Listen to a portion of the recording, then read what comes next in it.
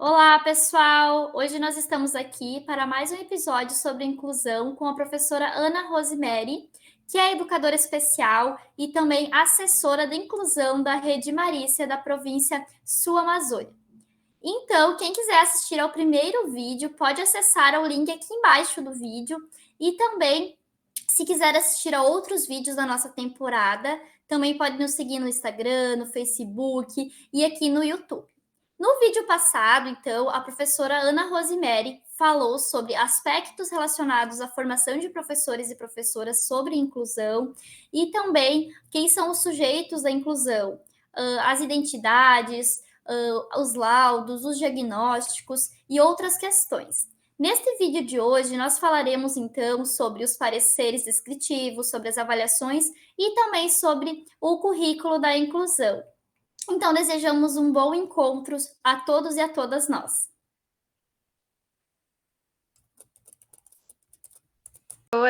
Ana, estou encantada com a sua experiência, com o quanto tem contribuído nessa manhã de hoje. Tenho certeza que o nosso público vai fazer uma imensa participação deste encontro. E eu gostaria de ressaltar a importância de considerar todos esses sujeitos que vêm para a nossa sala de aula, né? Considerar o perfil de cada um, considerar o contexto de cada um, que nós, como professores, consigamos olhar para esses sujeitos e de uma forma igualitária, né? Que todos consigam aprender, que todos consigam se tornar cidadãos mais críticos, mais ativos, né? Que a escola consiga acolher esses sujeitos, de uma forma digna, humana, e é muito rica mesmo a sua fala. E agora eu vou trazer um pouquinho da questão do currículo, né? Como que a senhora percebe esse currículo? Visto que hoje nós falamos muito da base, né? Que os professores eles precisam considerar a base, a BNCC, trazer ela para o currículo, mas como que trabalhar com a inclusão, como se encaixa isso no currículo? Né? Como que deve ser trabalhada pelos professores, vista pelos professores, as habilidades, as competências, né, estimuladas nesses alunos com necessidades? Professor, Bom, muito provocador. posso fazer uma complementação? Claro. Pensando assim também, nós, enquanto pessoas, né, formada, eu e a Nath, e os demais também integrantes, né, do canal e dos participantes, assim, que a gente tem muitas áreas diferentes, né, então pensando além do educador especial, os outros professores das áreas distintas também, se pudesse complementar, assim, na tua fala, acho que seria bem também. Bom, a pergunta de vocês é muito provocadora, né? As colocações de vocês. Antes de responder, vocês viram que discretamente eu estava tirando o batom do dente, que eu me vejo aqui em tela e eu estava com batom. A pessoa tem uma boca tão grande, tão negra assim, que o batom vai até para os dentes, assim, né? A coisa sai do ar. É isso que eu estava fazendo aqui. Bem, a questão de um currículo, né? Um pouco na esteira daquilo que eu estava falando bem no início, desse currículo flexível, é um currículo que tem que ser potente, que acredite que é possível, né? É possível que esses alunos acessem um currículo que tem que estar ao encontro desses estudantes e não fugindo do encontro. É um currículo que tem que satisfazer, atender às necessidades da turma e não do professor. Porque a gente faz a nossa escolarização, nossa formação específica na docência, e claro que nós temos elementos ali que são entusiasmantes, né? Então, assim, cada uma e cada um de nós chega numa turma para trabalhar, com uma riqueza de elementos ali prontos para serem apresentados, a gente chega estimulado, incentivado, né? Nosso incentivo, nossos estímulos são os estudantes, eles nos alimentam, né? Essas conversas todas, independente da faixa etária da pessoa, é isso. Um professor sozinho não se faz. Olha o que está sendo de difícil a aula online, porque nós, professores, precisamos das pessoas, aquele toquinho no ombro, muito bem, estou vendo que você está conseguindo hoje, né? Ou então aquele olho no olho muito próximo, assim, daquele estudante. Fulano, tô achando que hoje não tá bem. Depois a gente vai conversar, tá? Então, assim, aquelas coisas da dinâmica da sala de aula e que hoje a gente está ali com uma certa perda necessária, porque não foi possível antes, né? E tudo mais. Então, Claro que os estudantes nos alimentam, e tomara que a gente possa alimentar, né, cognitivamente, humanamente aquele estudante, porque a pessoa não é só cognitiva, ela é um todo, né? Então, que ela possa humanamente estar sendo alimentada por aquela cena escolar. Eu gosto de pensar em cenas, né? A cena escolar daquele momento. Então, cada colega, professor, chega na sala de aula muito motivado a apresentar aquele mundo maravilhoso que ele aprendeu ali na graduação, vem aprendendo ao longo da sua experiência pedagógica também. Entretanto, nós temos que pensar que para os estudantes público-alvo da educação especial, o quanto eles estão conectados com esse mundo. Do que eu estou falando? Bom, então eu vou ter situação hipotética, tá? Hipotética porque você não conhece, mas eu sei do que eu estou falando, porque está aqui, né, assim, das vivências da gente, então é muito bom a gente poder pautar, assim, das experiências trabalhadas. Eu acho que isso também aproxima da realidade das pessoas que nos assistem, que nos ouvem, né, tu não fica falando de uma coisa que tu só leu num livro, não, tu viu ali acontecer. Então, do que eu vi ali acontecer? Eu tenho uma situação, uma vivência bem interessante. Eu tenho uma estudante, adolescente, que está nos anos finais do ensino fundamental. Isso é um fato real, eu tenho uma estudante que é acompanhada por uma profissional de apoio, uma monitora, né? Em alguns espaços, na maioria dos espaços, ela poderia ser identificada como monitora. E, então, mas enquanto legislação, eu vou trazê-la como profissional de apoio. Essa estudante, ela tem uma série de defasagens nas suas questões de aprendizagem, ela tem deficiência múltipla, né?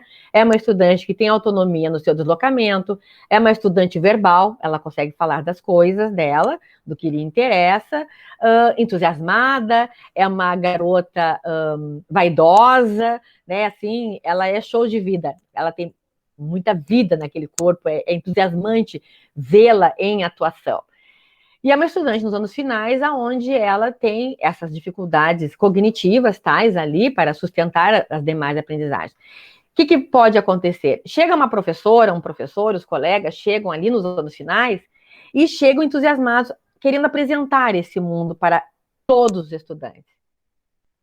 Há uma dissonância aí, porque tal estudante, essa minha estudante, né, real, ela tem uma dificuldade em compreender aquele mundo que o colega professor está apresentando.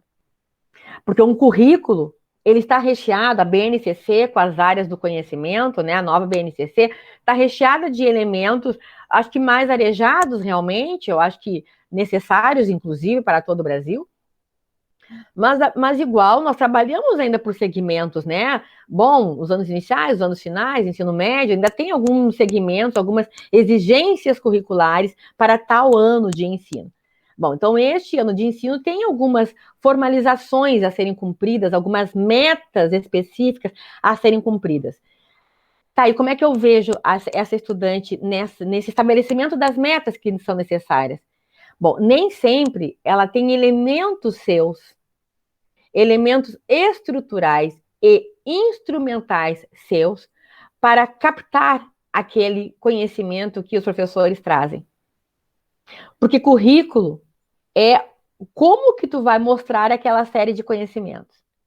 Entretanto, essa estudante tem conhecimentos que podem ser articulados com aquele currículo. Então, vejam só, e isso para mim tem sido, desde a semana passada, assim, um belo exemplo. Tem ali uma área de conhecimento que está trabalhando determinado conceito. E vamos ver, eu vou só apresentar para vocês como é que ela está extraindo, essa estudante. Eu vi no vídeo que me mandaram, né, porque eu faço acompanhamento dela de alguma maneira, a orientação toda com os professores, essa garota falando, isso aqui é resto de animal. Era isso que ela estava falando. Isso aqui é resto de animal. E eu fiquei pensando, resto de animal, eu vendo o vídeo. E ela estava com alguma coisa ali na mão dela, que eu não conseguia entender bem o que era, né? Ela estava ali com algo assim redondinho, como seria esse post-it aqui, redondinho. E isso aqui é um resto de animal. Eu acho que, meu Deus, o que será que é isso? E aí, a monitora explorando, até que eu fui entender o que era o resto de animal. Fósseis. Então, o professor tem um conceito, tem um conteúdo ali. Quer trabalhar? Fóssil. Nós trabalhamos fósseis. Ela tem uma dificuldade tal ali em se apropriar de todo um conceito, de todo um currículo. Entretanto, ela tem conhecimento. O que é um fóssil? É um resto de um animal. Que está lá organizado, limpo, higienizado, bem guardado, assim, assado, que serve para que a gente olhe para este fóssil e a gente consiga fazer uma certa viagem para anos atrás, séculos atrás, entendendo como é que era isso, né? Que nos dá elementos de quem viveu naquela época, como é que eram os animais, assim, assado. Então, essa estudante consegue extrair de toda uma questão curricular para aquele campo, neste momento, que é resto de animal. E eu vi aí a monitora fazendo explorações com ela e ela acessando algumas coisas ainda mínimas dos elementos do fóssil. Então, o que eu vou dizer? Ela está aprendendo? Sim. Faço eu aqui sinais ilegais com as duas mãos, né? Sim. Tem conhecimento aí? Sim. Ah, ela aprendeu igual aos outros? Não. Mas só que eu vou validar, enquanto professora, que ela está aprendendo, que ela está acessando aquele mundo maravilhoso que os professores nos apresentam dia após dia com seus planos de trabalho. Então, nós vamos relativizar, nós vamos flexibilizar. Então, isso é currículo. Aí eu tenho um outro estudante. Eu tenho um estudante menor, esse eu vi ontem em atendimento. Um estudante menor de idade, dos anos iniciais, aonde ele, que tem TEA, tem transtorno de espectro autista, é não verbal, ele fala algumas vogais de algumas palavras, e tem um movimento corporal intenso, né? Eu tô aqui me balançando na cadeira, tô tentando imitar como é que ele faz, e ele dá pulinhos, ele dá saltos, ele bate palma quando consegue algumas coisas, ele toca no seu corpo. Ok. Esse estudante tá ali, em mediação em tela, né? Então tá a professora em algum espaço, ele tá lá em casa, com uma pessoa ali ajudando, uma adulta ali ajudando, então, e a professora tem lá, encaminhou para ele uma atividade, são um arco-íris. Com a faixa vermelha, a faixa azul, a faixa amarela, né? Ali tem um desenho, então com ele tem ali um desenho com ele, e com as cores do arco-íris. E a professora, terceiro ano, a professora tá lá com ele, pega as tampinhas vermelhas e bota na cor vermelha. E ele rapidamente, ele é agitadinho, ele rapidamente dispõe as tampinhas vermelhas ali e olha para a professora em tela. Para. E a professora diz, muito bem, olha só que bacana como tu conseguiu. E ele pega, fica naquele frenesi que lhe compõe, que é uma das suas características para ele. E ele fica naquela agitação, feliz, ali, assim, pega e toca na adulta que tá ali lhe ajudando, tem uma, né? Eu falei pra você, tem uma adulta ali ajudando, ele toca naquela adulta, feliz, e bate o cotovelo com ela. Ai, Ana, mas cores pro terceiro ano. Bom, esse garoto precisa da mediação da sua professora, que é classificação. Adianta eu trabalhar com ele letramento e numeramento se as questões anteriores, básicas, ainda estão em defasagens? Essa professora também trabalha questões de letras com ele, também trabalha. Mas também articula o seu currículo para abrir-se para algo que seria mais adequado lá na educação infantil. Cor, classificação. E aí a profe diz, tem bastante tampinha aí ou tem pouca? Tem muita? E aí então eu aqui fazendo sinal de muito, né, gurias? Então vamos lá nós pensar no desenho universal da aprendizagem, várias linguagens.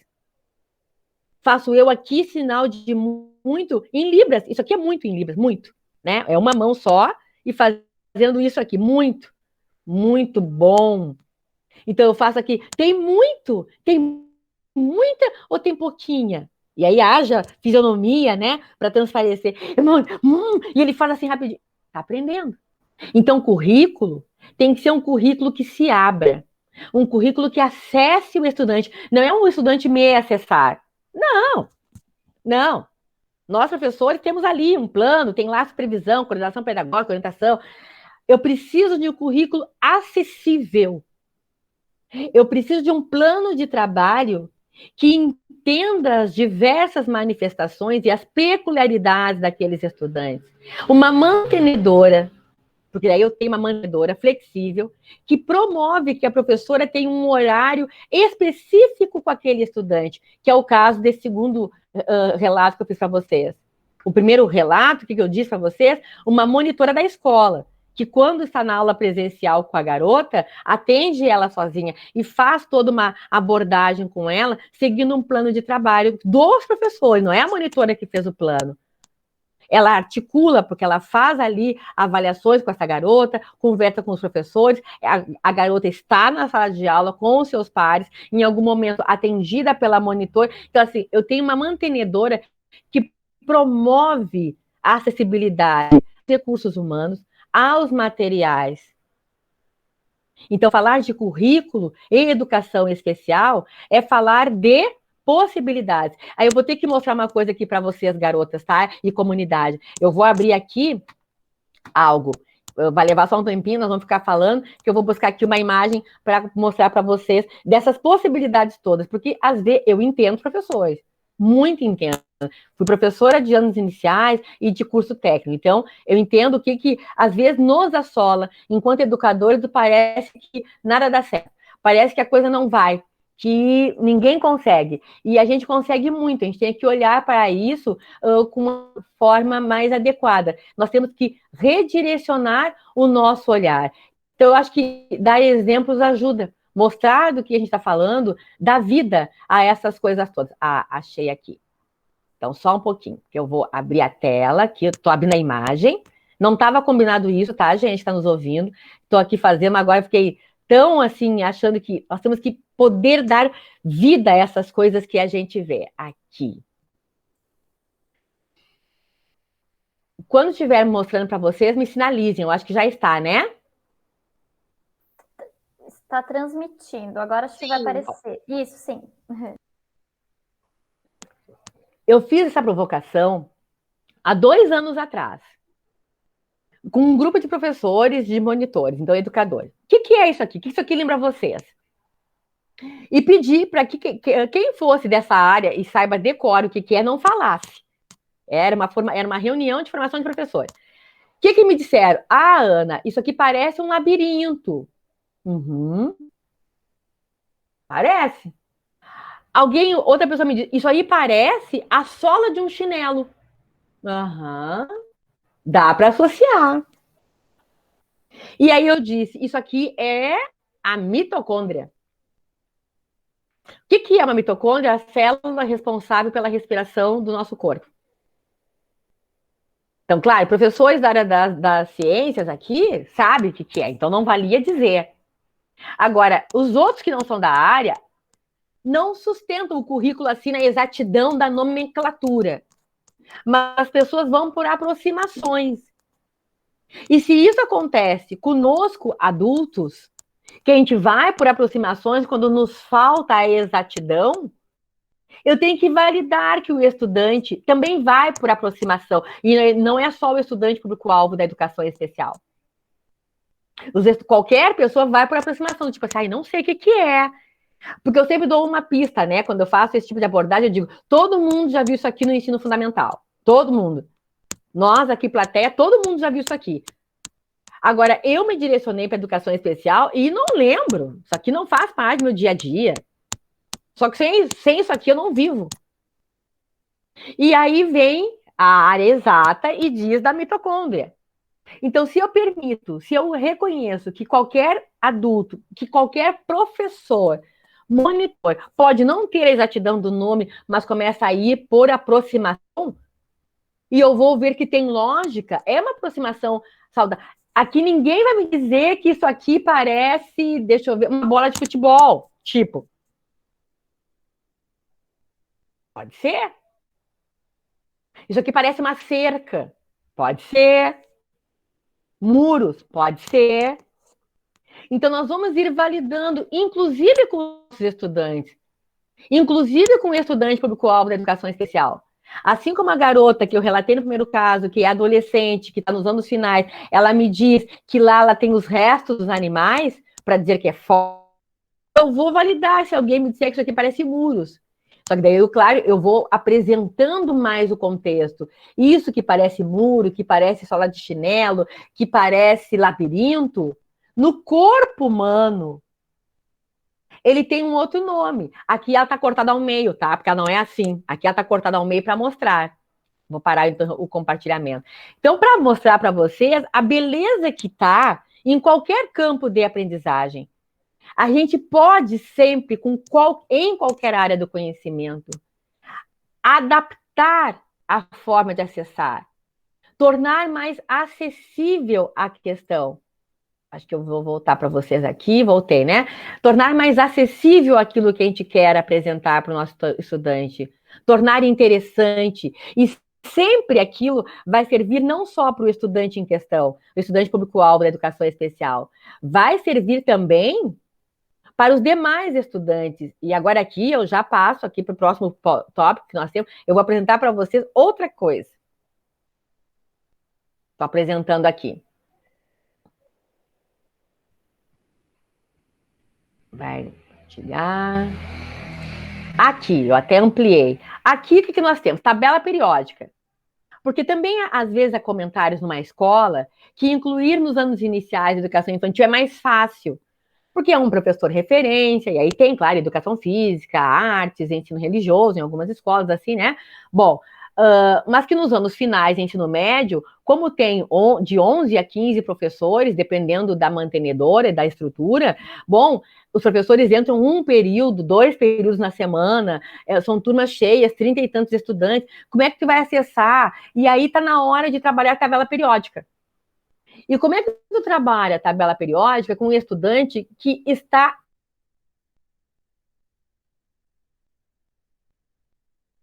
mas daí tem uma possibilidade aqui, por exemplo, os estudantes que não têm necessidade de uma mediação mais customizada, vai acessar aqui a tabela periódica. E olha que não é fácil, hein? Olha que não é fácil, mas vai.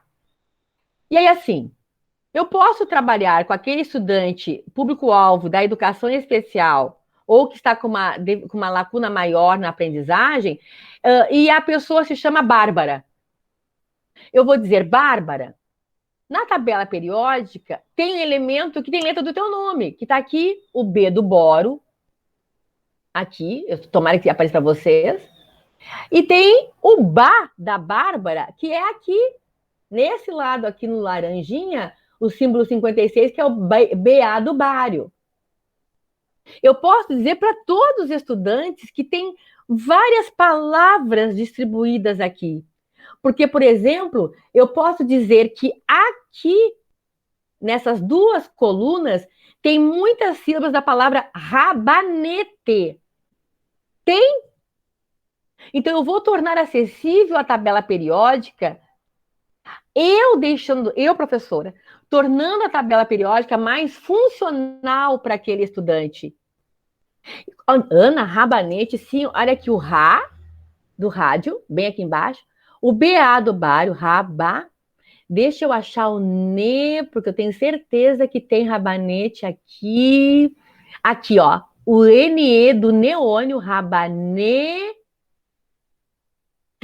e eu também sei que tem o TE, aqui, o TE do telúrio, o símbolo 52 em azul. Então, eu posso trabalhar, enquanto professora de química, posso trabalhar com todos a tabela periódica, mas tornando mais acessível para todos os estudantes. Alguns estudantes vão ficar muito bem, vão ficar muito confortáveis com a tabela periódica, tal qual como ela é, com os seus símbolos, né, toda a questão.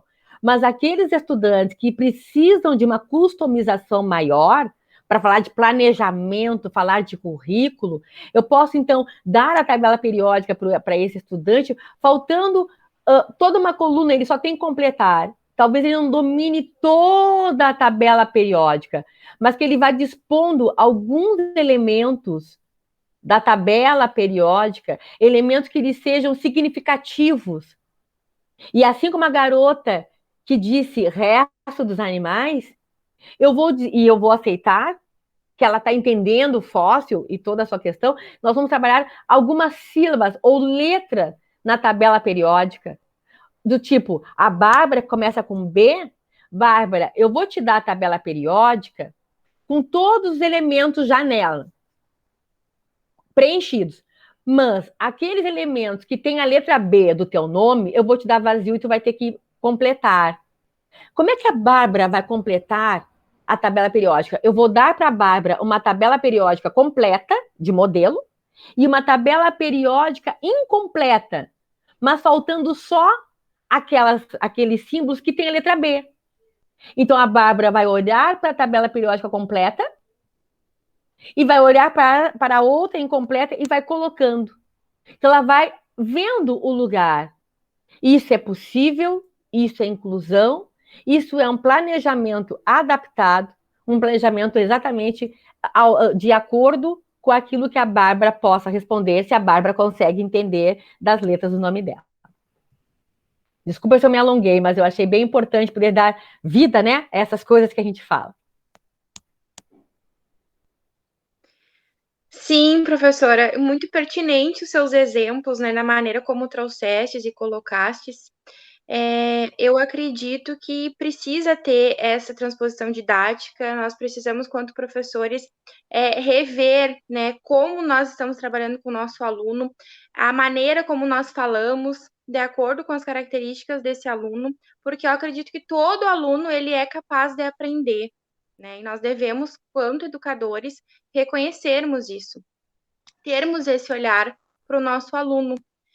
Então, eu acredito que tanto o exemplo ali dos fósseis, né, da parte da organela celular, da mitocôndria, a maneira como a senhora construiu esse exemplo, considerando sempre o que eles trouxeram da experiência deles, né, que o aluno ele não é uma tábula rasa, nós sabemos que eles têm a visão de mundo deles, que eles têm o conhecimento, e nós precisamos considerar muito esse conhecimento, né? O que nós precisamos fazer é considerar e aperfeiçoar, aprimorar esse conhecimento que eles trazem, né? Nunca desconsiderar. Então, eu achei valioso, assim, esse exemplo, principalmente o da tabela, né? Dá para trabalhar a língua portuguesa ali também. O aluno, ele pode ser alfabetizado também a partir dali, né? Ainda mais aqueles alunos, por exemplo, nós vemos aqueles alunos que estão já em idade mais avançada e que precisam trabalhar a alfabetização. Então, que não foram alfabetizados, né, em tempo que nós esperamos nos anos iniciais. E é uma maneira também de trabalhar, mostrar os elementos químicos, mostrar a construção de novas palavras. Então, eu achei super interessante e pertinente esse exemplo, a maneira como a senhora colocou. Natiele, aí tu trazes, né, o elemento exato, a organela celular. Né? Então, assim, como é que tu trabalha a organela celular com esses estudantes com defasagens bem significativas? Então, assim, é para mostrar que o conteúdo ele pode ficar acessível, cabe ao professor no seu planejamento com as suas equipes, né? Pensar a respeito. Claro que eu trago isso do ponto de vista da educação especial, porque nos cabe ajudar os professores nesse entendimento. Alguns professores já terão isso construído e lidam com isso de uma maneira mais fluida, e outros precisarão da ajuda, e é para isso que a educação especial está, para auxiliar. A nós caberá ver exatamente, durante um atendimento do AEE, quais são as possibilidades e habilidades desse estudante que possam se conectar com aquele conteúdo em sala de aula e apresentar aos professores das turmas essas habilidades. Que os professores podem estar vendo já algumas habilidades, o AE ilustra com algumas outras e conecta com funcionalidades para aquele ano escolar em curso, né? Porque o trabalho do AE tem que estar conectado àquele currículo em ação, mas um currículo que, no caso, prioriza muito o desenvolvimento de conhecimentos, porque nem sempre o estudante vai conseguir falar isso, a organela celular, mas vai falar de uma questão de célula, de respiração e de corpo. Ok? Mas é muito mais. Tudo bem, mas para esse estudante, neste agora, conseguindo compreender e falar sobre isto, tem sentido. Outros conseguirão definir melhor, com a maior exatidão e complexidade daquele assunto. Mas esse estudante que está em situação inclusiva de inclusão, enquanto aprendizagem, se consegue trazer esses elementos, tem inclusão acontecendo, está sendo válida a manutenção desse estudante naquele ano do colégio e nessa escola regular. Então, é legítimo pensar na inclusão e sustentar que isto é inclusão, porque ele também está falando de um assunto da turma. Ele não está falando de letra cursiva, porque a letra cursiva é um artefato da escola regular. Só serve para a escola. Depois, o resto do mundo não vê a letra cursiva. Não trabalha. É letra bastão, é letra script, né? A letra cursiva é artefato da escola regular. Então, assim, eu tenho que pensar em coisas que deem subsídios para esse estudante no durante e pós a escola. No durante e pós a sua escolarização. O que tem sentido, o que é funcional para esse estudante, como é que nós, enquanto escola, colaboramos nessas funcionalidades. Certo, prof. Então, também gostaria, né, de colocar que eu achei muito pertinente, muito interessante os exemplos que tu colocaste, tal como a Natiele já sinalizou. Eu acho que é muito importante nós pensarmos, né, possibilidades didáticas, pedagógicas que possibilitam novas formas de acessar esse conhecimento, não só pelo aluno, estudante, né, do AEE, mas como todos, né, que acho que é importante facilitar o acesso a esse conhecimento, independente desse estudante ser do AEE ou não. Queria trazer também que eu acho muito bonita a forma com que tu coloca, acho que nos inspira muito a perceber, né, esse sujeito, essa identidade que esse sujeito carrega, que está para muito além dessa deficiência ou dessa limitação que ele apresenta gostos, desgostos, ele tem características, ele tem uma personalidade. Então, não resumir esse estudante somente à deficiência que ele tem, porque ele é uma pessoa, né? E essa pessoa, ela tem nome. Então, acho que é muito importante, assim, tudo que tu traz, a questão dos exemplos também, para que a gente possa pensar novas formas de ensinar, que eu acho que é muito mais significativa, que fazem muito mais sentido. E eu acho que tem bastante sintonia agora o próximo tópico que nós trazemos, que ele é sobre a avaliação e os pareceres descritivos. Além disso, desse tópico, então, nós gostaríamos que tu falasse em conjunto sobre a questão do apoio do ensino colaborativo, a importância, né, para esses pareceres, para esses processos de avaliação também, que tem sintonia com o que tu vinha trazendo também da questão das estratégias didáticas, né? Então, gostaríamos que tu pudesse nos falar um pouquinho sobre isso, que eu acho que é um grande desafio.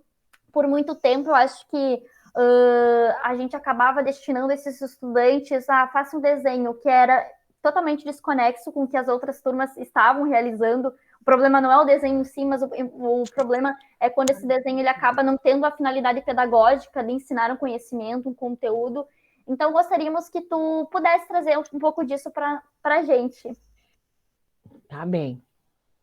Acho que falar de pareceres, parecer e avaliar bem, né, na sequência de uma avaliação, né, e uma avaliação desde que é sintonizada com esses elementos que nós estamos falando, né, desde o nosso início, desses currículos, da formação docente, da parceria com professora de AE, professor de AE, né, com a presença de monitor de aprendizagem, nós vamos ter que olhar para essa avaliação, uma avaliação, inclusive, que fuja dos procedimentos mais padronizados dentro de escola.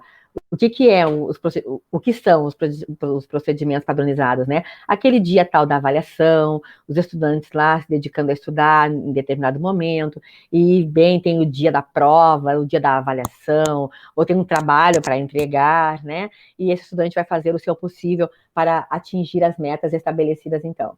Ok, nós que continuamos a estudar, a gente também passa por isso, né? Tem as nossas entregas, tem que entregar um artigo, né? Tem que fazer as nossas coisas de avaliação. Ok, então sempre nós vamos ter metas. Então, metas todos os estudantes devem ter.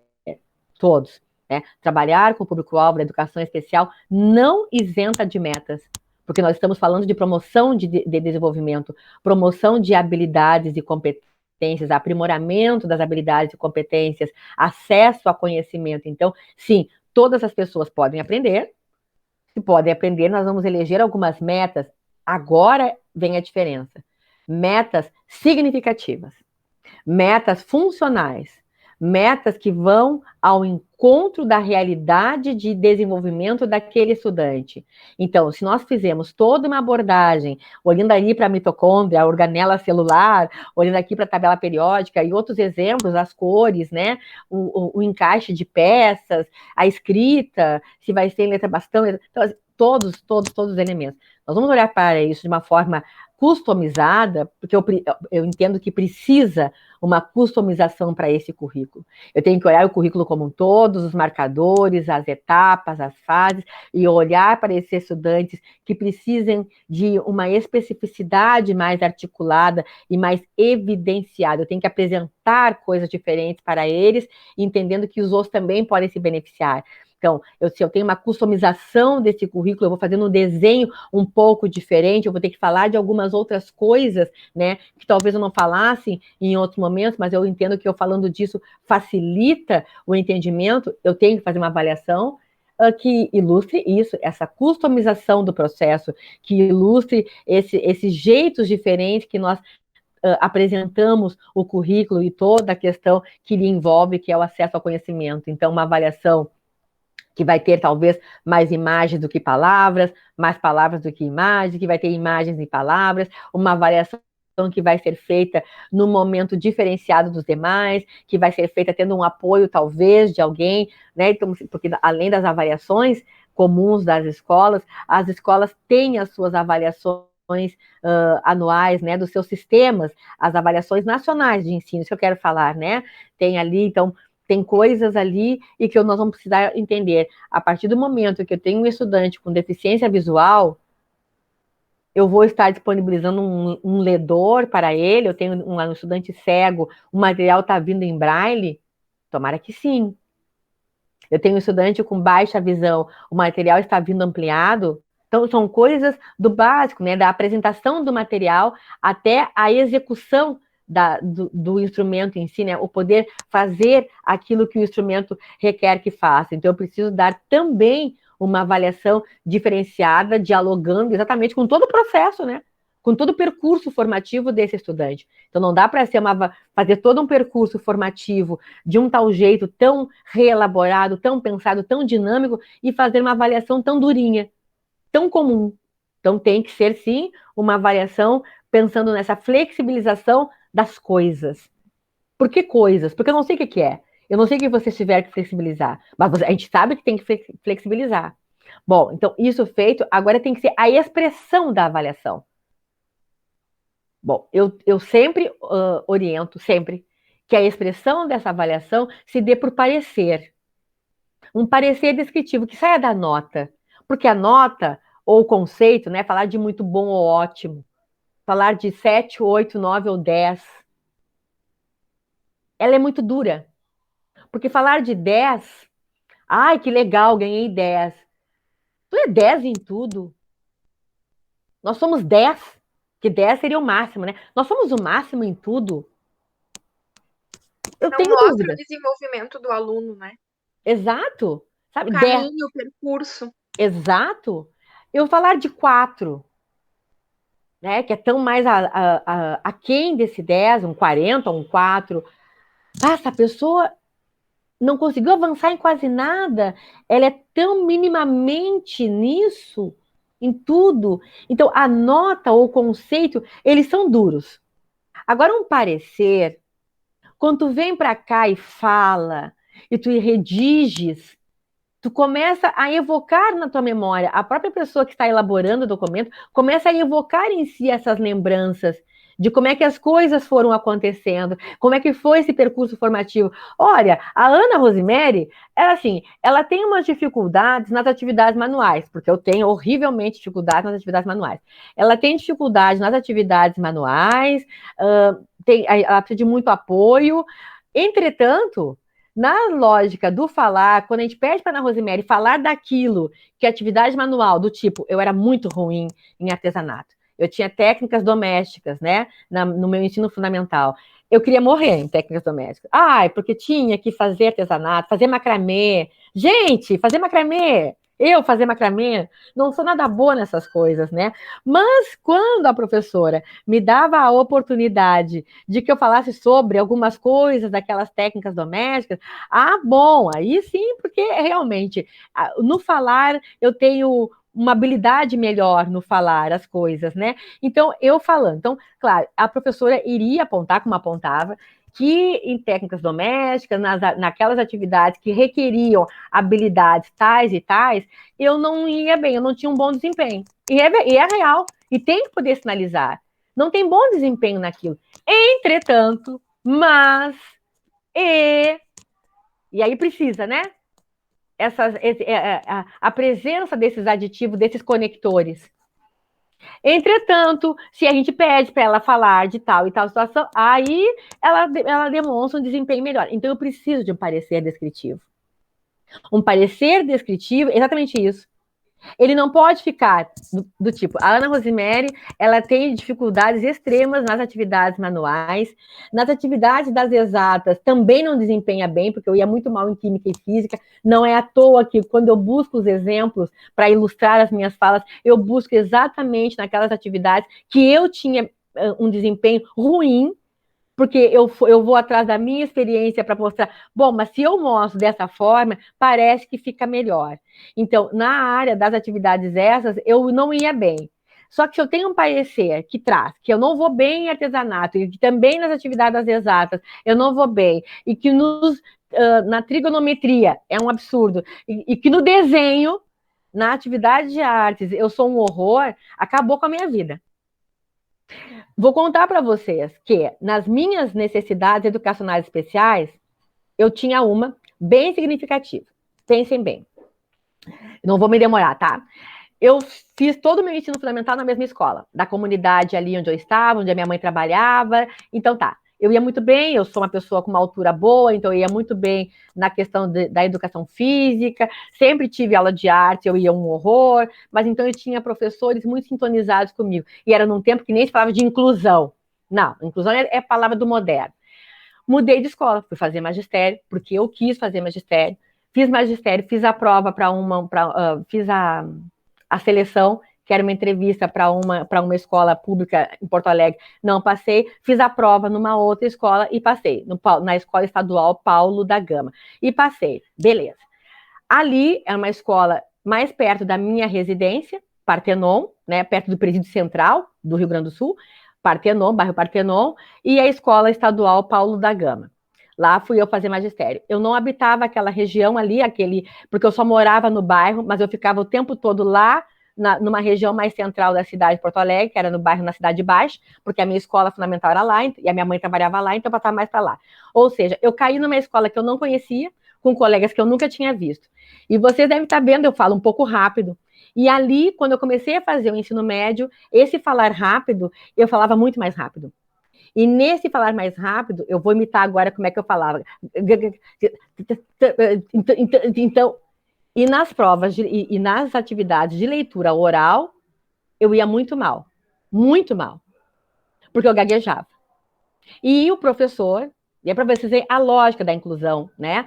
Que não era o nome na época. A diretora chamou a minha mãe, empregada doméstica, então, né? E a minha mãe tinha só a 5ª série do ensino fundamental, chamou a minha mãe para dizer que eu ia ter que sair da escola. Eu ia ter que sair da escola, porque uma escola formadora de professores não admitia uma professora gaga. Então, que eu ia ter que sair daquele colégio. A minha mãe, do alto do seu pouco saber, 5ª série, né? A minha mãe disse que não, que eu ia ficar naquela escola. Porque a Ana, que ela conhecia, não era gaga. Então, alguma coisa devia estar acontecendo ali naquele colégio. E não era a Ana gaga. Era a Ana que estava gaga. E a minha mãe disse que eu ia ficar. A direção da escola disse que então a minha mãe ia ter que pagar fono para mim. Minha mãe disse que não tinha dinheiro para pagar fono. Eu sou filha de pais operários, né? Minha mãe disse que não ia encaminhar uma fono, porque isso, vamos pensar, né, gente? Isso faz. Eu tenho 53 anos. Eu tinha 14 naquela época, né? Eu fiz magistério dos 14 aos 17.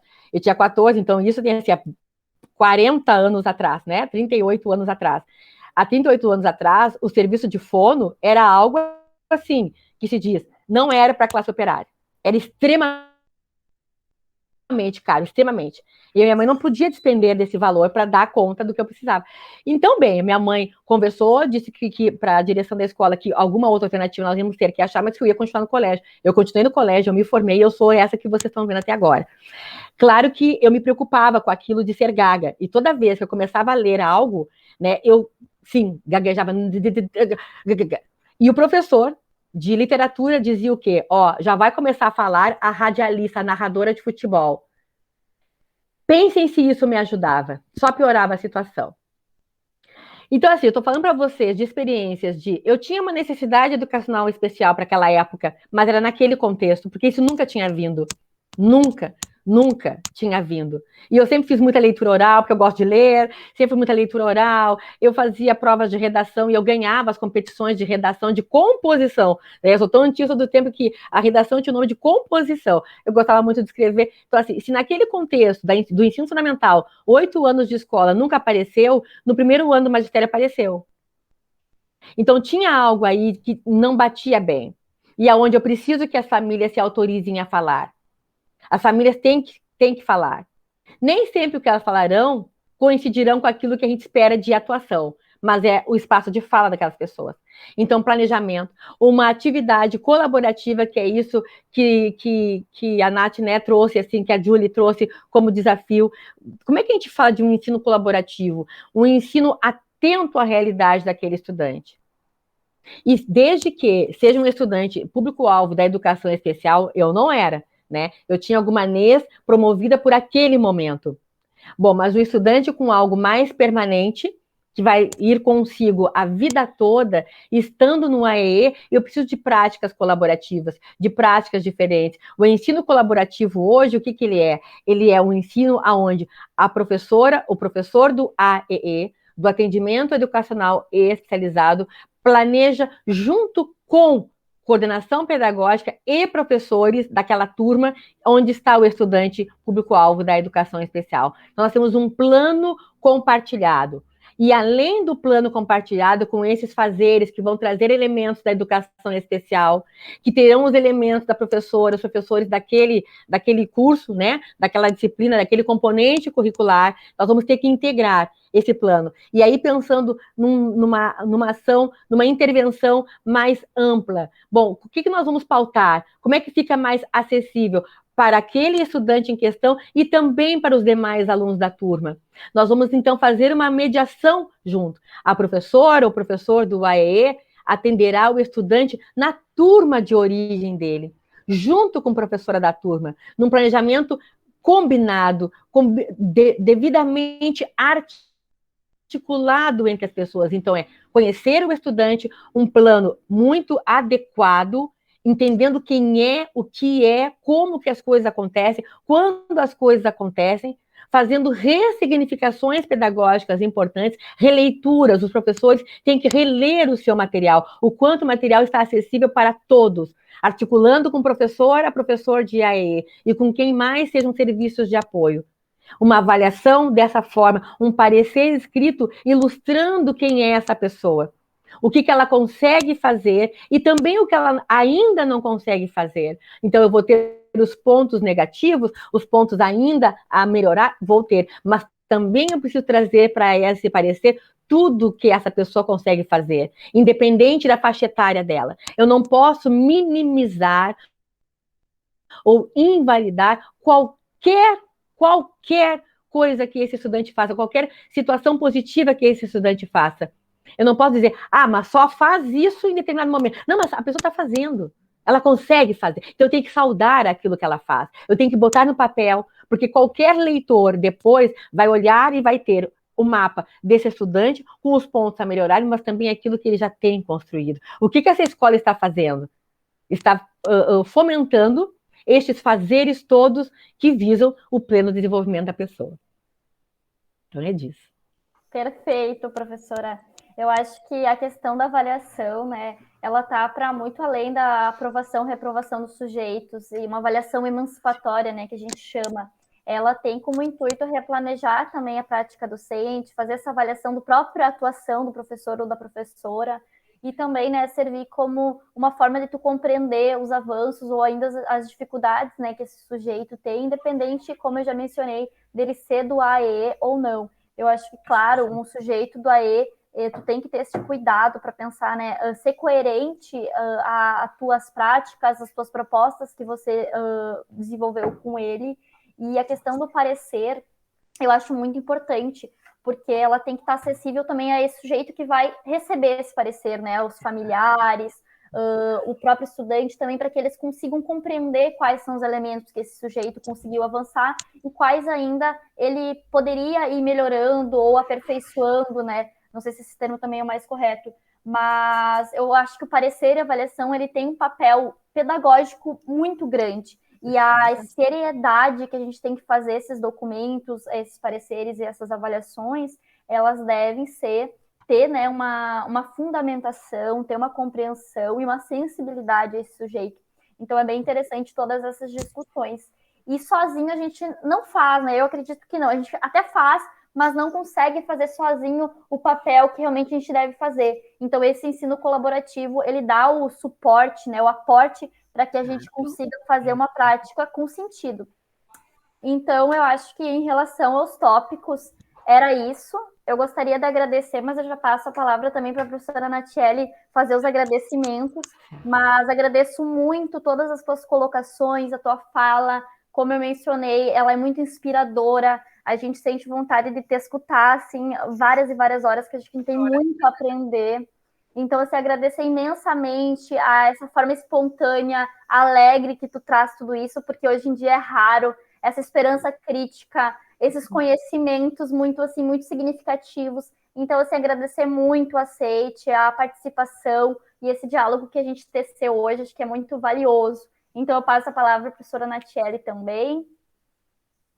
Então, professora Ana Rosemary, em nome do nosso projeto de extensão Ciclos Formativos, eu gostaria de parabenizar pela sua fala, gostaria de agradecer por essa manhã de muita construção de conhecimento que a senhora nos proporcionou. Para nós que somos professores, com certeza foi um momento muito enriquecedor. E eu gostaria de dizer que todos nós estamos muito felizes em ter lhe recebido. Foi muito gratificante, foi um prazer, e com certeza vai nos ajudar, todas as colocações que foram feitas, vai nos ajudar na nossa profissão, e que nós, quanto educadores, possamos, né, nos rever na nossa prática educativa, ter esse olhar amoroso, esse olhar sensível, né, que possa ajudar esses alunos a serem acolhidos e se sentirem à vontade, né, no ambiente de ensino e também em todos os ambientes que eles precisam ser recebidos, que nós cada vez mais tenhamos essa vontade, né, de aprimorar nossa prática, de olhar, de perceber, né, o sujeito que está ali à nossa frente precisa, sim, ser valorizado. Então, gostaria muito de agradecer e já também deixar o convite para algum próximo evento que nós possamos realizar e, enfim, já está as convidadas. E seria nesse sentido. Muito obrigada pela manhã de hoje. Eu tenho a agradecer a vocês imensamente, né? Já falei quando a gente foi combinar assim, essa organização, o quanto me alegra poder colaborar com o fazer docente, porque eu recebi lá, ao longo da minha vida, ajudas também, de pessoas entusiasmadas, de pessoas que acreditam numa educação de qualidade, educação pública principalmente. Eu sou uma herdeira da educação pública, os meus filhos estudaram na escola pública, essa é uma universidade pública, que eu já fui buscar também a minha formação, algumas coisas da minha formação aí, seja presencialmente, seja através dos livros. Então, assim, eu me sinto honrada em poder colaborar com a Universidade Federal de Santa Maria nessa roda de conversa, nesse canal de conversas, né, desse Ciências pela Educação. Então, assim, algo que a gente não planeja na vida da gente, mas que vai acontecendo, e se eu posso colaborar, se eu poderei continuar a colaborar, vai ser exatamente no retorno dessas coisas todas que a gente conversa, sendo vividas ali na prática, porque a gente pode acreditar em algumas coisas, mas bem, o retorno disso, dessas práticas, fazem com que a a gente reorganize a nossa fala, o nosso caminhar ao longo de uma vida de uma educação, né? Eu sou uma professora porque quis ser professora, eu sou muito alegre por poder fazer algo que eu me dediquei a estudar e gosto muito de fazer educação em especial, algo que eu vou levar para o resto da minha vida, não é só uma profissão, é uma missão de vida, né? Estar aqui com vocês, representantes de... Eu sei que tem muita gente aí com vocês, né? Juntas aí, nesses momentos de organização, de compartilhamento de situações, só a agradecer pela oportunidade também de eu aprender, porque tenho certeza, depois daquela nossa conversa, é claro que eu fui reler algumas coisas, fui ler algumas coisas novas para me ajudar a fazer desse momento, ou melhor, a alcançar as metas que vocês estabeleceram lá quando me convidaram. Também tem um compromisso aí da gente, né, em fazer uma fala adequada, coerente, realista, né, nada só do mundo da ilusão, nunca é um mundo centrado na prática. Então, muito obrigada, muitas vezes por vocês, por terem acreditado nesse momento, nas coisas que eu posso trazer. Vou continuar à disposição de vocês sempre. Aqui tem um compromisso meu com a escola pública de poder estar junto, porque o que eu aprendi foi na escola pública, sendo aluna, sendo gestora, muitas vezes, né, em algumas áreas, em algumas funções para a escola pública, e levando um tanto disso também para a escola privada, aprendendo com a escola privada. Então é isso, né? A gente faz um mix de aprendizagens, e eu entendo que a gente tem a obrigação de compartilhar as aprendizagens com as pessoas. Obrigada por me permitir esse compartilhamento. Estou com vocês sempre que vocês quiserem. Obrigada por quem estiver nos ouvindo, está tendo a paciência de nos ouvir 2 horas aí, que seja bom para todo mundo, assim como foi para nós, pelo que as meninas estão falando e pelo que eu estou aqui trazendo para vocês, do meu contentamento com este momento. Muito obrigada e até breve. Muito obrigada a todos e a todas, então, por ter participado desses episódios com a professora Ana Rosemary. E também convidamos a todos para verificar o regimento da certificação, para quem ainda tem dúvidas, para poder gerar o certificado desses encontros. Até os próximos encontros, então, da nossa temporada. Tchau! Tchau! Tchau! Acho que